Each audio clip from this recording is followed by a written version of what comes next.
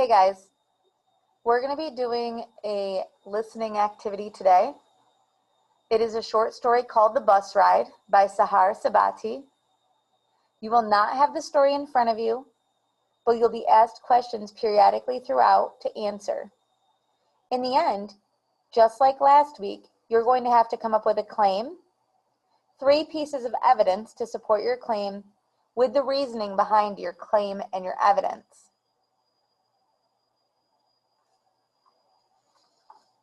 I had finished my night shift in the ER and was on my way home.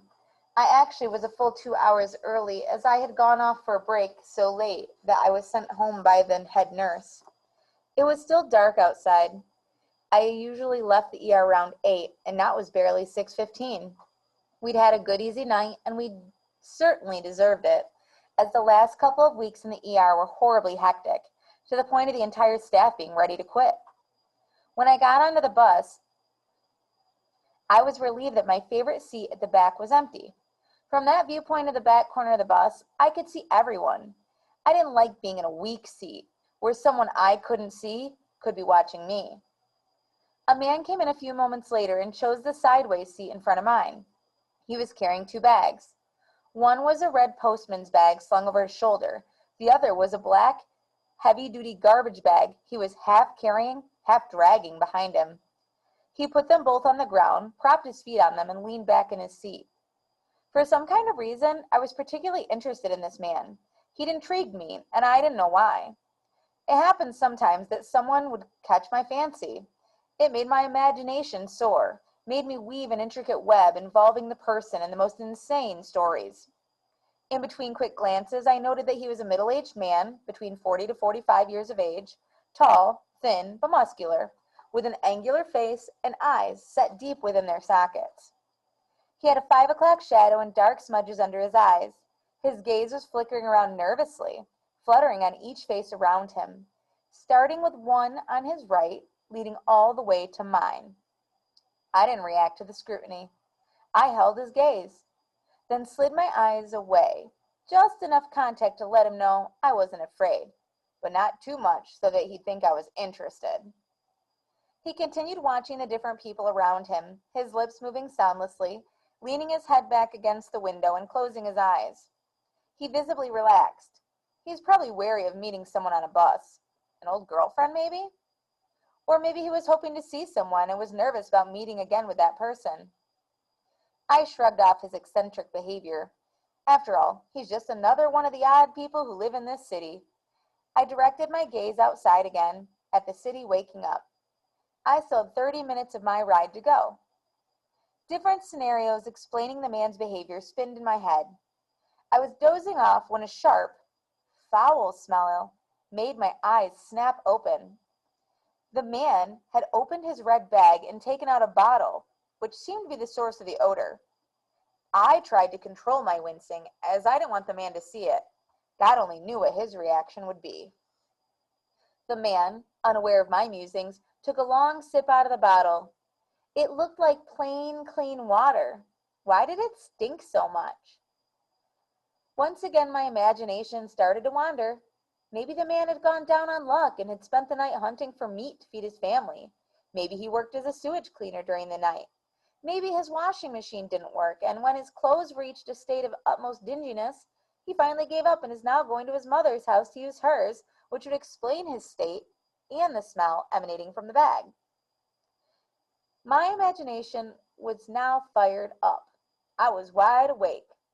Since he was looking the other way, I observed him more closely to fine-tune my story. I suddenly noticed the blood on his hands. Some of it was fresh, the rest caked. It formed an indistinct pattern, and I couldn't see any visible wounds explaining the presence of blood.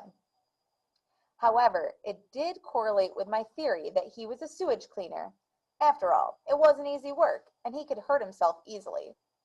I wondered if he'd taken the time to disinfect his wounds, since he could get an infection. I was musing on the dangers of simple wounds when the man slowly turned his head towards me.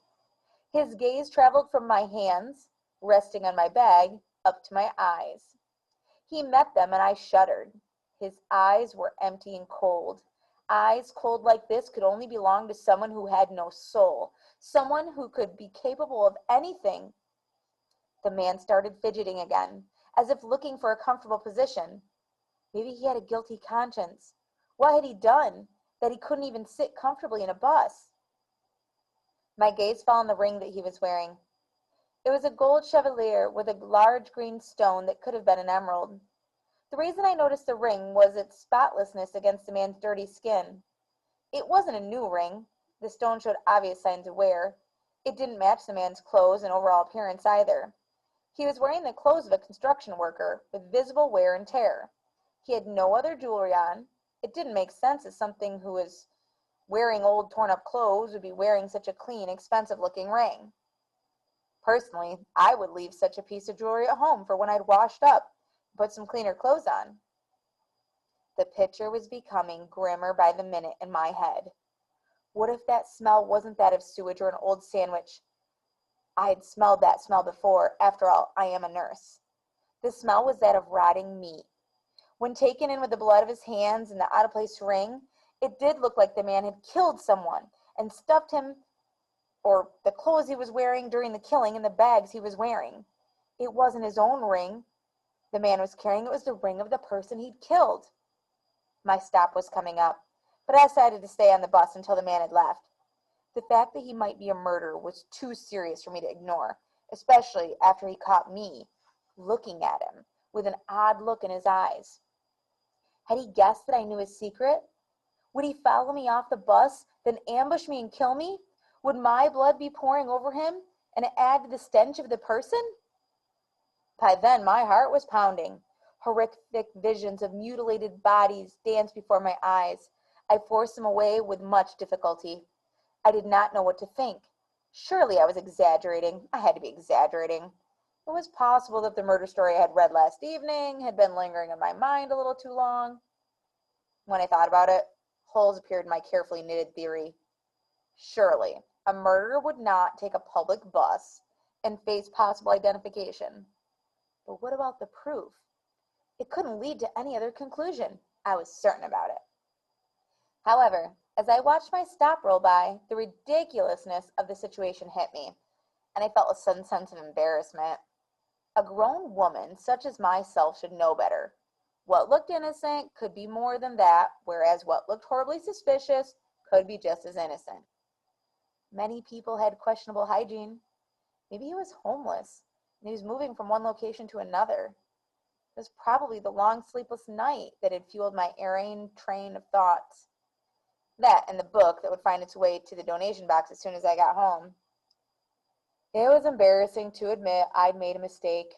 I rang the bell and was getting up to leave when the man looked at me and winked. It startled me. Kind of gave him a smile back. When he smiled, I felt so ridiculous. A man with such a nice smile couldn't be a murderer. I got off and told myself that that extra walk would serve me as a lesson for thinking that about someone. I finally got home, cold and tired. The wind had been blowing in my face the whole way, and every muscle in my body felt frozen. I took my keys out and opened the door. I kicked snow off the newspaper that was lying on the ground, and I gasped.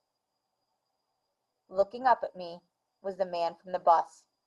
Over his head was the title, "Man Caught on Tape, Killing Wife and Kids." It seemed that I had been right after all. I fearfully looked around.